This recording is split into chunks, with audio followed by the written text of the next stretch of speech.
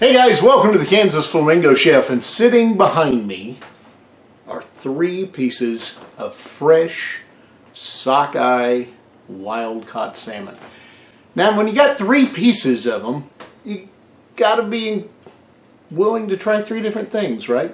So over the next 3 episodes, I'm going to show you 3 different ways to cook salmon.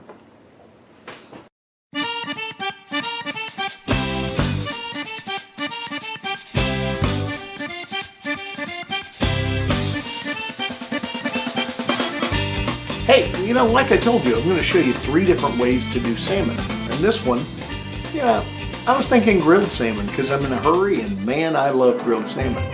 But anybody can just throw a piece of salmon on a grill. That's not very exciting. So let's do something fun. Let's do a Caribbean-inspired grilled salmon. So I've got 3 different seasonings here just to give you an idea that there's a lot of seasonings on the market that you can use. This first one is one you can pick up at Walmart or probably just about any grocery store. It's just from the Weber Grill Company. It's their Jamaican jerk. It's pretty good. It's fairly spicy. It's actually one of my favorites, and we're going to use it today. The second one here is a locally sourced product. I use this a lot. It's from Phil's Farms here in Kansas, and you know, they're actually in Hutchinson, which is a suburb of Wichita. This is a tremendous jerk seasoning on beef and pork, but it doesn't have the citrusy tones that I want for fish. And this last one is from a company called Excalibur. If you're not familiar with Excalibur, if you do a lot of grilling, Excalibur makes amazing spices. You can pick them up online. Some stores carry them, but usually your best place to look is online. This is their Caribbean shake. Now this is by far the hottest of the 3. This stuff I love on chicken wings, and I'm going to do some for you pretty soon. But today we're going to use this simple Weber Jamaican jerk spice. We're going to use a lime and a lemon and a piece of this beautiful salmon. So all we're going to do is cut these 2 pieces of fruit in half. I'm going to pour about half the juice of each one onto this piece of fish, sprinkle it well with the Jamaican jerk, and then put it directly on a hot grill at about 350 degrees. Alright, so the first thing I'm going to do is cut my lemons and limes. I take these little tags off because the last thing you want is a tag in your food. Set those to the side. And we're going to seed one side of the lemon before we start using it. So we'll go ahead and pop those out of there. I'm going to go ahead and put my spice on here, and just don't be scared to get a bunch of jerk, especially if you like spicy food. Alright, just let that kind of set into the meat. You might pat it just a little bit so that it takes it in. Then go ahead and squeeze your lemon juice. You don't need a lot.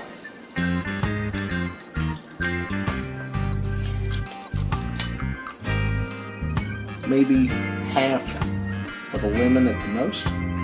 We'll go ahead and get these lemon seeds off of here.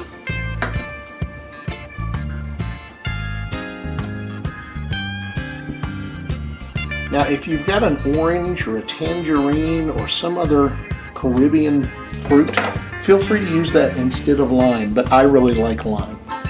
So we're going to put about half of the juice of lime. Alright, now again, I like spicy food, so I'm going to do a little more jerk on here. We're going to go out and put this on the grill with this side down for just a couple of minutes to sear those spices in. Then we'll flip it over skin side down so the skin cooks, and we'll peel it right off the fish and flip it over. Okay, so as you can see, I'm out here at the pellet grill. My temperature currently is sitting right at 325 degrees. I want it to get up to about 350, but what I'm going to do is put the fish on at this temperature and let it build a little bit.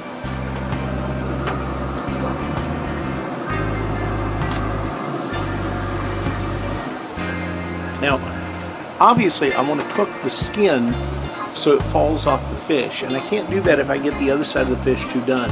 But what I'm doing right now is searing the spices into the fish, and then we'll flip it over so we can pull the skin off. The fish has been cooking now for all of about 3 minutes, just long enough to sear in the spices. So now I'm going to flip it over so that we can pull the skin off by making it bake right off the fish.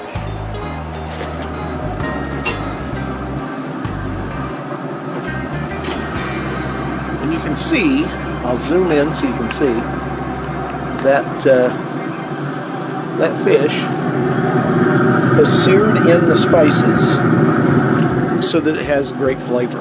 So what we're going to do next is let this cook with the skin side down for about 8 to 10 minutes, just long enough for it to cook that skin so I can just peel it right off.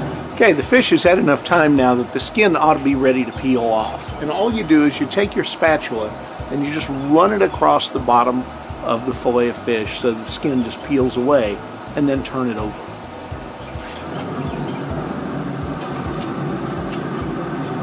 Just find a spot that's kind of soft and run the spatula down like this, and then just push that skin off out of the way. Turn the whole piece over. Pull the rest of it off in one piece, just like that. All right, it's time to plate up the meal, and I cheated. I admit I cheated. I didn't feel like making rice, so I grabbed a box of Spanish rice and made that. You know, sometimes you just got to use a prepackaged product because it saves a little time. So I've got corn on the cob, some Spanish rice, and our salmon. Let's see what it looks like. Okay, you can see my cheating rice, my corn on the cob. I'm going to take a pretty good hunk of this salmon here. And you know, some people like the tail cut, some like the front cut. I like them both. But just for the sake of making the plate look nice, we're going to use the front cut. Lay that right there. And then I'm going to put a little lime juice on it. Not very much. That's it. It's ready to serve. You know, I'll show you some more ways to make salmon, but it's the perfect fish. You can do just about anything with it.